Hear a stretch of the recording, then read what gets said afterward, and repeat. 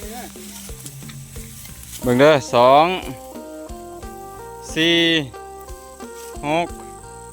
8 10 12 14 16 18 20พอดี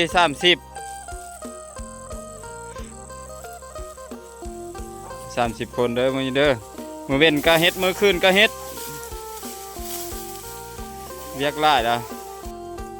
อันนี้มื้อคืนนี่นะนี่เฮ้ยคนเรียกกันยังเมานะไอ้คนเป็นรู้จักนะเขาอ่ะจังก่อน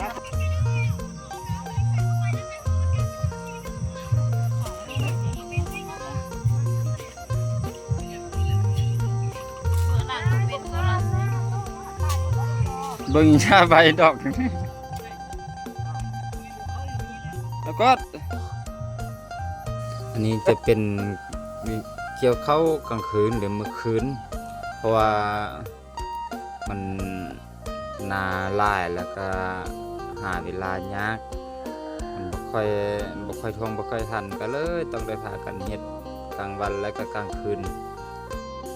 นนี้จะเฮ็ดฮอดเที่ยงคืนแล้วก็ได้พากันหยุดกลางคืนนะ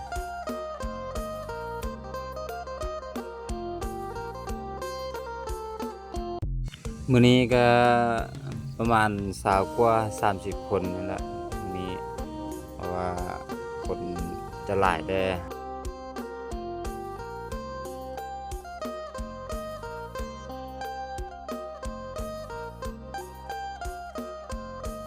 อันนี้จะเป็นการเอาแหงกันส่วนเอาเงินก็ส่วนน้อยอันนี้เป็นการเอาแหงแล้วก็ได้ไปตอกแห้งกัน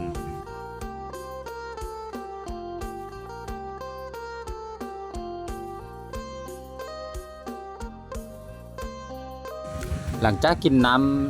ข้าวกินน้ำเรียบร้อยแล้วก็ได้พากันลงนี้จะลงตั้งแต่6 โมง 7 โมง 8 โมงหรือว่าทุ่ม 1 2 ทุ่มไปจนฮอดเที่ยงคืนเท่านั้นเดี๋ยวค่อยพากันหยุดเที่ยงคืนแล้วก็หยุดมากินข้าวแล้วก็พากันกลับมาอาบน้ำมานั่นแล้วก็มานอน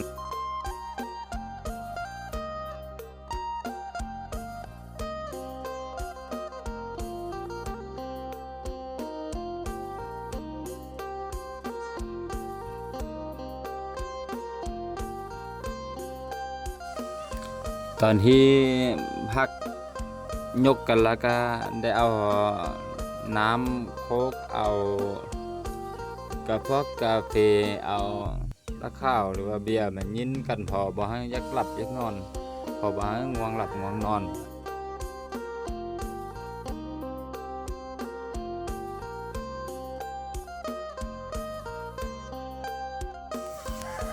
จะมีจีปูจีห้อยได้แล้วก็จีหนังเค็ม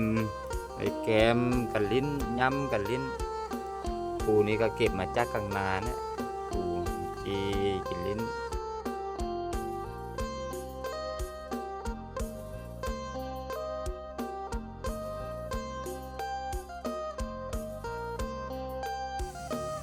อันนี้ก็ก่อนกลับบางคนเขาจะเอาเงินก็ได้แจกเงินกันบางคนเอาแห้งก็ได้ไปตอบเป็นแรงงานอันนี้นะอันนี้คือตอนใกล้จะกลับแล้วประมาณ4 ทุ่ม5 ทุ่มประมาณ5 ทุ่มนี่แหละแล้วก็ได้พากันมาขึ้นมาดินกันขอให้เบียร์เพราะว่าเบียร์มา2 หลักก็เกี่ยวเมื่อคืนนี่สบายเพราะว่าอากาศเย็นบ่เมื่อยอีกก็บ่ได้อดหลับอดนอนเอาแต่ว่าจนว่าสันแกงก็เพียงแต่ฮอดเที่ยงคืนแล้วก็พากันหยุด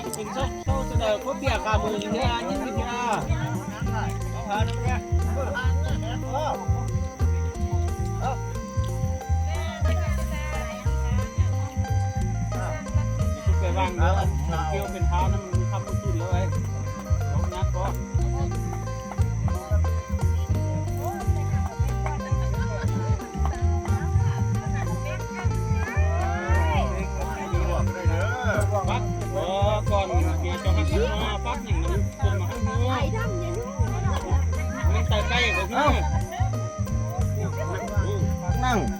โอ้ยพักมาคาช็อกไปเด้อ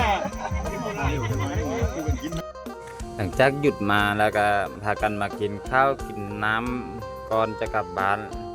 เพราะว่าเกือบจะเที่ยงคืนนี้เริ่มยักเข้ายักน้ำมาอีกรอบแล้วบ่คือกับเฮานอนอยู่ละละมันจะบ่ยักเข้ายักน้ำอันนี้มาเห็นเบียกของว่างมันก็ยักเข้ายักน้ำขึ้นมา